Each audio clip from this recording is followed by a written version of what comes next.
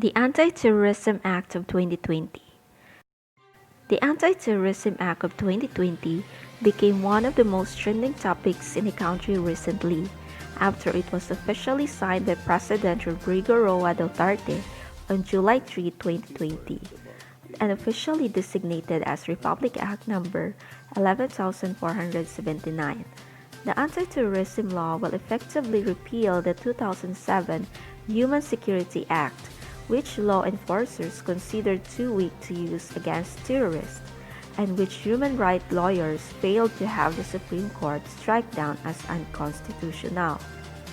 Authors say it would strengthen the Philippines' defense against violent extremism, while critics fear the government would use it, however, to further silence dissent in a country where fears are already mounting over the erosion of free speech. Many Filipinos on social media expressed their distress over the new law, while others took their protests on the street. In this video, we will learn more about this law. What is Anti-Terrorism Act of 2020? It is an act to prevent, prohibit, and penalize terrorism. Who are considered terrorists under this law? In Section 4 of this law, it states that first, engages in acts intended to combat or serious bodily injury to any person or endangers a person's life. Second, engages in acts intended to cause extensive damage or destruction to a government or public facility, public place, or private property. Third, engages in acts intended to cause extensive interference with damage, destruction to critical infrastructure. Fourth, develops, manufactures, possesses, acquires, transports, supplies, or uses weapons, explosives, or biological, nuclear, radiological, or chemical weapons.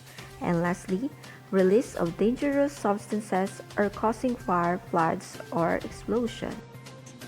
Anyone found guilty would face a sentence equivalent to life imprisonment.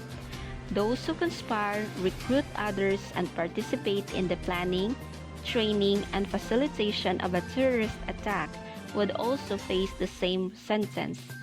Those who threaten, propose, incite to commit terrorism, voluntarily and knowingly join any terrorist group, or are accessories who either profit from terrorist acts, conceal evidence, or assist in the escape of a terrorist would face a lesser jail time of 12 years. Inciting, planning, training, facilitating, threatening, and recruitment are added crimes to the Anti-Terror Law, in which the Human Security Act punished conspiracy only. Following the request of security agencies, the new law extends the period of surveillance and detention without warrant. Suspected individuals could be spied on by the government by monitoring their calls and messages for 60 days upon the order of the Court of Appeals. It may be extended for another 30 days, with a person in question being informed after the fact. Detention without warrant would be extended from 3 days under the previous law to between 14 to 24 days under the new law. Arrests are made upon authorization of the Anti-Terror Council, an executive body doing away with court warrants in the Constitution. Conclusion: terrorism is a global predicament and no country is invulnerable to it. The dangers and threats of terrorism in the Philippines are both legitimate and real.